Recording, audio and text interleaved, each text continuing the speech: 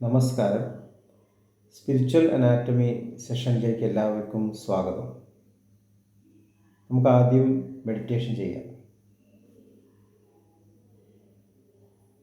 കണ്ണുകൾ അടച്ച് ശാന്തമായിരിക്കൂ. ഭൂമി മാതാവിനോടും സർവചരാചരങ്ങളോടും അന്തരീക്ഷത്തോടും കൃതജ്ഞത രേഖപ്പെടുത്തൂ.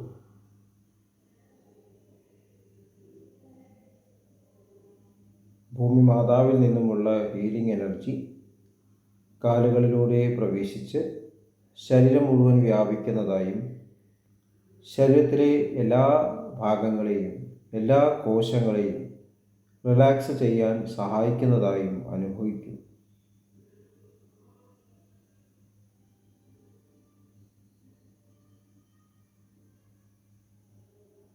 ഇപ്പോൾ ശരീരം പൂർണ്ണമായും റിലാക്സ്ഡായി. ഈ റിലാക്സേഷൻ ഹൃദയത്തിൽ അനുഭവിക്കൂ. ശ്വാസം ദീർഘമായി ഉള്ളിലേക്കെടുക്കൂ. ഹൃദയത്തിൽ സ്നേഹം നിറയുന്നതായി അനുഭവിക്കൂ. ശ്വാസം പുറത്തേക്ക് വിടുമ്പോൾ സ്നേഹം പ്രപഞ്ചം മുഴുവൻ വ്യാപിക്കുന്നതായും അനുഭവിക്കൂ.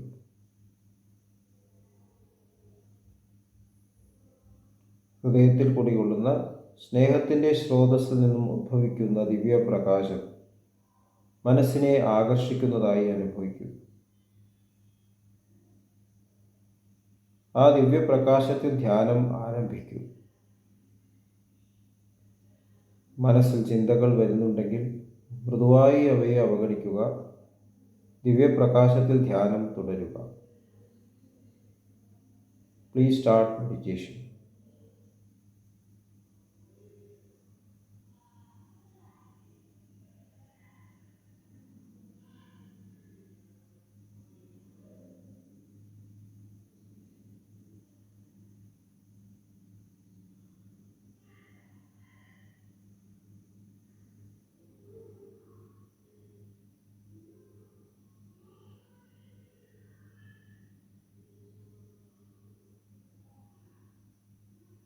ഓക്കെ. ആ കണ്ടീഷൻ ഹൃദയത്തിൽ നിലനിർത്തി പതുക്കെ കണ്ണുകൾ തുറക്കൂ. സ്പിരിച്വൽ അനാറ്റമിയുടെ സെഷൻസിൽ നമ്മൾ അതിൻ്റെ കൾമിനേഷനിൽ എത്തിയിരിക്കുകയാണ്. 13th ചക്ര. ബാബുജി മഹാരാജ് ടുവേർഡ്സ് ഇൻഫിനിറ്റി എന്നുള്ള അദ്ദേഹത്തിൻ്റെ ഗ്രന്ഥത്തിൽ അദ്ദേഹത്തിൻ്റെ എക്സ്പീരിയൻഷ്യലായിട്ടുള്ള അനുഭവങ്ങളും അദ്ദേഹം നൽകിയിട്ടുള്ള സിറ്റിങ്സിലൂടെ അദ്ദേഹത്തിൻ്റെ അഭ്യാസികളിൽ നിന്നും ലഭിച്ചിട്ടുള്ള ഫീഡ്ബാക്സിൽ നിന്നുമെല്ലാം ഉള്ള ഷെയറിംഗ് ആണ് ശരിക്കും ടുവേർഡ്സ് ഇൻഫിനിറ്റി എന്നാണ് മനസ്സിലാക്കുന്നത്. ബാബുജി മഹാരാജ് ടുവേർഡ്സ് ഇൻഫിനിറ്റിയിൽ ഫൈനൽ സ്റ്റേറ്റ് എന്നാണ് അവസാനത്തെ ചാപ്റ്ററിന് പേര് നൽകിയിട്ടുള്ളത്. അപ്പോൾ ആ സ്റ്റേറ്റിനെ കുറിച്ചിട്ട് വർണ്ണിക്കാൻ ആവുന്നതല്ല, വാക്കുകൾക്കും അപ്പുറമാണ് എന്ന് ബാബുജി മഹാരാജ് പറയുന്നുണ്ട്. കാരണം നമ്മൾ മനസ്സ് ട്രാൻസെൻഡ് ചെയ്യുന്നു. മനസ്സിൻ്റെ പ്രവർത്തന മണ്ഡലമായിട്ടുള്ള സൂക്ഷ്മ ശരീരത്തിലൂടെ ലഭിച്ചിട്ടുള്ള അനുഭവങ്ങൾ യഥാർത്ഥത്തിലുള്ള ജ്ഞാനമാക്കി നമ്മൾ ആർജിച്ച ആ നോളജിലൂടെയാണ് അവിടെ എത്തിയിരിക്കുന്നത്. പക്ഷെ ഫൈനലായിട്ട് ഈ പ്ലഞ്ചിൽ ഈ നോളജും നമ്മൾ സമർപ്പിക്കേണ്ടിയിരിക്കുന്നു, എന്നെ തന്നെ സമർപ്പിക്കേണ്ടിയിരിക്കുന്നു. അപ്പോൾ ഫൈനൽ സ്റ്റേറ്റ് അത് നോളജിനും അപ്പുറമാണ്. നമ്മൾ സാധാരണ മനസ്സിലാക്കുന്ന അറിവല്ല ജ്ഞാനം. ജ്ഞാനം എന്ന് പറഞ്ഞാൽ എന്താണോ അതായി തീരുക എന്നുള്ളതാണ്. ഓരോ ചക്രങ്ങളിലൂടെയും കടന്നു പോകുമ്പോൾ ആ ചക്രങ്ങളിലെ ക്വാളിറ്റീസ് അതായി തീർന്ന് ട്രാൻസെൻഡ് ചെയ്തിട്ട് ആണ് 12ാമത്തെ ചക്രത്തിലെത്തുന്നു. ഇപ്പോൾ ടോട്ടലായിട്ടുള്ള ക്രിയേഷൻ്റെ മുഴുവൻ നോളജ് ഉൾക്കൊള്ളുന്ന ഒരു സ്റ്റേറ്റിലാണ്, ഒരു യുണൈറ്റഡ് ആയിട്ടുള്ള ഒരു സ്റ്റേറ്റിലാണ്. സിംഗുലാരിറ്റികളുടെയും സിംഗുലാരിറ്റി.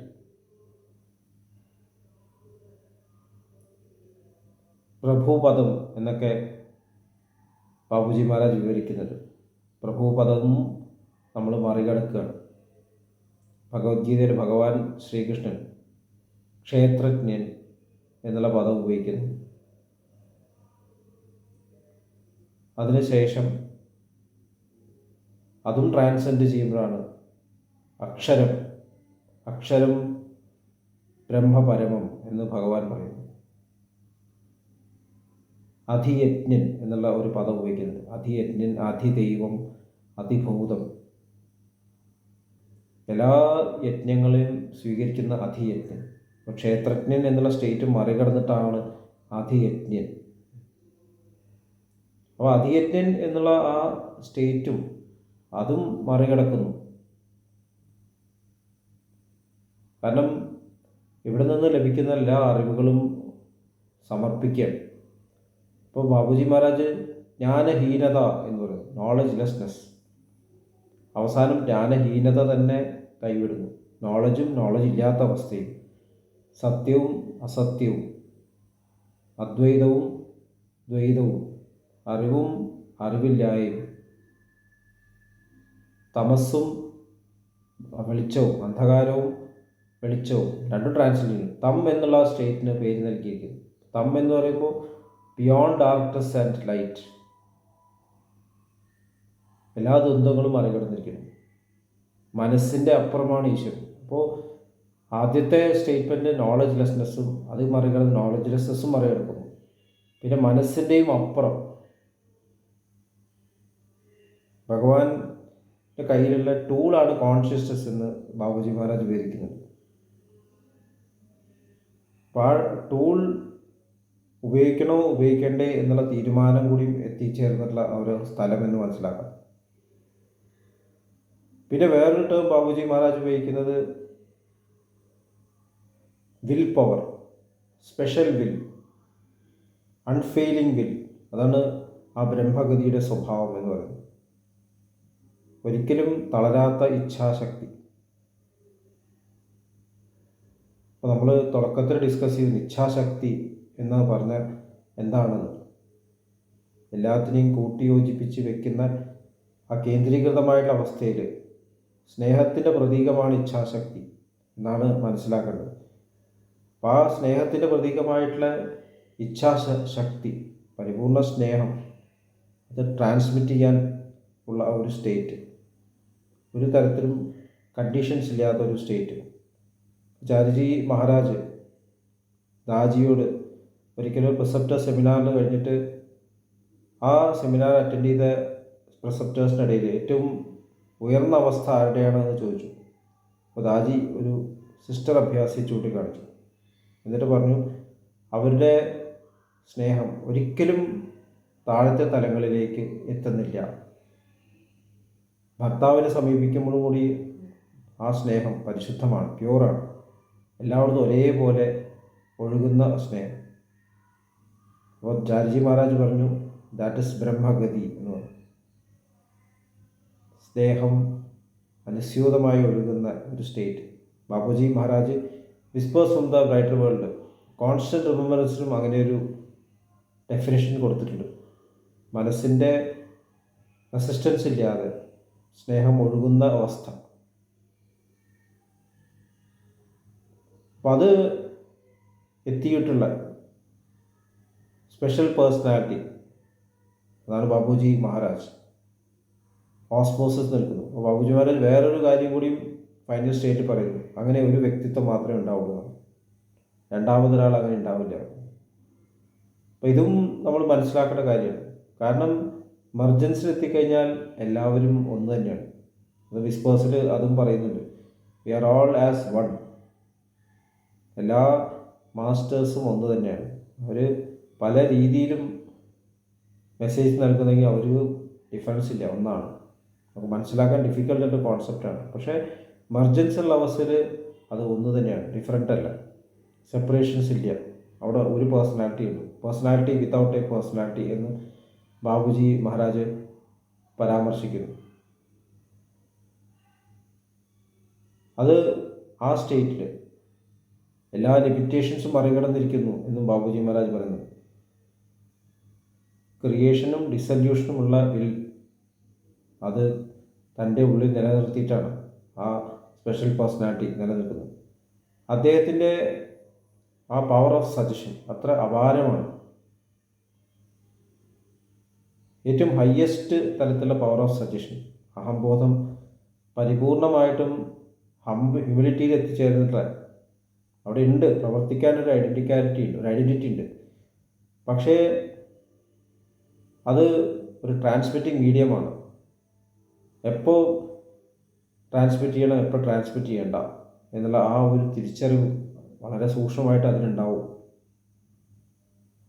അപ്പോൾ ആ തലത്തിൽ നിന്നുകൊണ്ട് ഒരു വിൽ അപ്ലൈ ചെയ്താൽ മഹാപ്രളയം സംഭവിക്കുന്നു. മഹാപ്രളയം രണ്ട് രീതിയിലാവാം എന്ന് ബാബുജി മഹാരാജ് പറയുന്നു. ഒന്ന്, സ്പെഷ്യൽ പേഴ്സണാലിറ്റി ആ സ്പെഷ്യൽ വിൽ ഉപയോഗിച്ചിട്ട് സെൻറ്ററിലേക്ക് ഒരു സജഷൻ കൊടുക്കും. വേറെ ഒരു രീതി പറഞ്ഞാൽ പുറമേ നിന്നുള്ള എല്ലാ ശക്തികളെയും ഉള്ളിലേക്ക് വലിച്ച് പുറമെന്ന് സെൻട്രിപിറ്റൽ വഴി, സെൻട്രിഫ്യൂഗൽ ആൻഡ് സെൻട്രിപിറ്റൽ എന്ന് മനസ്സിലാക്കാം. രണ്ട് രീതിയിലുള്ള പ്രളയം നമ്മുടെ സാധനയിലും ഇത് കാണാം. സാധാരണ സാധനാ രീതികൾ സെൻട്രിപിറ്റലാണ്, യമ നിയമ ആസന പ്രാണായാമ അങ്ങനെ വന്നിട്ട് സമാധിയിലെത്തുന്നു. സഹജമാർഗം സെൻട്രിഫ്യൂഗലാണ്, ട്രാൻസ്മിഷനിലൂടെ മർജറിലൂടെ സ്റ്റാർട്ട് ചെയ്യുന്നു. ദാജി ഈ കഴിഞ്ഞ ഭണ്ഡാര സന്ദേശത്തിൽ പറയുന്നുണ്ട്, മെർജൻസ് ഇസ് ദ ബിഗിനിങ്. അപ്പം നമ്മളുടെ ഉള്ളിൽ ആ പ്രളയാവസ്ഥയുടെ ഗ്ലിംസ് മാസ്റ്റർ സൃഷ്ടിക്കുന്നു. ആ പ്രളയാവസ്ഥ പിന്നെ നമ്മുടെ ജീവിതത്തിൽ മാനിഫെസ്റ്റ് ചെയ്യണം. നമ്മൾ യഥാർത്ഥത്തിൽ ആ ഡിവൈൻ ക്വാളിറ്റി തന്നെയാണ്, ഡിവിനിറ്റി തന്നെയാണ് തിരിച്ചറിയാനുള്ളതാണ് പിന്നെ ഒരു അഭ്യാസിയുടെ ജീവിതം. മാസ്റ്റർ പോലെ ജീവിക്കുക, സ്നേഹത്തിൻ്റെ പ്രതീകമായി ജീവിക്കുക, മറ്റുള്ളവർ ഭക്തിസ്നേഹഭാവം ഉണർത്തത്തക്ക വിധം പെരുമാറ്റവും ജീവിതവും രൂപപ്പെടുത്തുക എന്ന് മാക്സിം പറയുന്നു. പക്ഷേ യഥാർത്ഥത്തിൽ ചാലഞ്ചുകളൊന്നുമില്ല. അതാണ് സഹജമാർഗത്തിൻ്റെ അത്ഭുതം. പക്ഷെ അതിന് ടൈം എടുക്കുന്നത് മനോമത് എന്നുള്ള അഭ്യാസികളായതുകൊണ്ടാണ്. സ്വന്തം സങ്കല്പങ്ങളെ കൊണ്ട് നടക്കുന്നു വീണ്ടും, അതുകൊണ്ടാണ് ടൈം എടുക്കുന്നത്. ബാബുജി മഹാരാജ് ഫൈനൽ സ്റ്റേറ്റിൽ പറയുന്നുണ്ട്, ഏറ്റവും ഹയസ്റ്റ് സ്റ്റേറ്റ് ഓഫ് സജഷൻ അത് പ്രാവർത്തികമാകാൻ 1,20,00,000 കൊല്ലം എന്തോ അതിൽ മെൻഷൻ ചെയ്യുന്നുണ്ട്. അങ്ങനെ എടുക്കാം. പിന്നെ നമ്മൾ മനസ്സിലാക്കേണ്ടത് അത് എടുക്കേണ്ട ആവശ്യമില്ല എന്നാണ് എനിക്ക് മനസ്സിലാവുന്നത്. നമ്മൾ പൂർണ്ണ സമർപ്പണത്തിലാണെങ്കിൽ ബാബുജി മഹാരാജ് പറയുന്നത് ഇവിടെ നിന്നും അങ്ങോട്ട് നോക്കിക്കഴിഞ്ഞാൽ അതായിത്തീരുന്നതാണ്. അപ്പം നമുക്കെല്ലാവർക്കും ആ ഭാഗ്യം ഉണ്ടാവട്ടെ. നമുക്കെല്ലാവർക്കും നമ്മുടെ മാസ്റ്റർ ബാബുജി മഹാരാജിൻ്റെ ലിവിൻ റെപ്രസെൻറ്റേറ്റീവ് ആയിട്ടുള്ള നമ്മുടെ സ്പിരിച്വൽ മാസ്റ്റർ ദാജിയെ പൂർണ്ണമായിട്ടും ഒബേ ചെയ്തിട്ട് ആ മർജൻസ് അത് പരിപൂർണമായിട്ടും ഈ ലോകത്തിൽ മാനിഫെസ്റ്റ് ചെയ്യാൻ അദ്ദേഹത്തിൻ്റെ ഇൻസ്ട്രുമെൻസായി മാറാം എന്നുള്ള ആ സങ്കല്പം നമ്മൾ എടുക്കേണ്ടിയിരിക്കുന്നു. എനിക്ക് തോന്നുന്നു സ്പിരിച്വൽ അനാറ്റമിയിൽ ഇതാണ് നമ്മൾ മനസ്സിലാക്കേണ്ടത്. നമ്മളിതെല്ലാം ട്രാൻസ്ഫർ ചെയ്തിട്ട് മാസ്റ്ററുടെ ഇൻസ്ട്രുമെൻസായി മാറുക എന്നുള്ളതാണ് ലക്ഷ്യം. ഇത്രയും പറഞ്ഞുകൊണ്ട് എനിക്ക് മനസ്സിലായ തരത്തിൽ ഈ സെഷൻ ഇവിടെ അവസാനിപ്പിക്കുകയാണ്. വീണ്ടും നമുക്ക് ഡിസ്കഷൻസ് കണ്ടിന്യൂ ചെയ്യാം. 1 മിനിറ്റ് എല്ലാവരും കണ്ണടച്ചെന്നിരിക്കുക.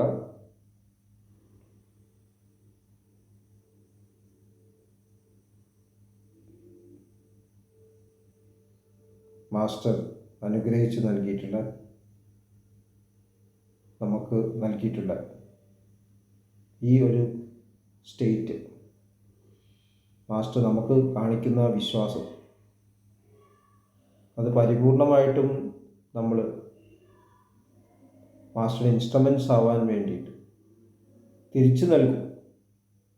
ഈ വിശ്വാസം നമ്മൾ തിരിച്ചു നൽകും. മാസ്റ്റർ നമ്മൾ വിശ്വസിക്കുന്നു, ആ വിശ്വാസം നമ്മൾ തിരിച്ചു നൽകും. ഓരോ നിമിഷവും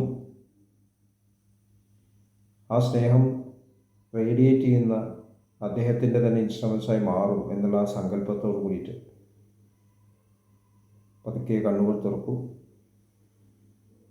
നന്ദി, നമസ്കാരം.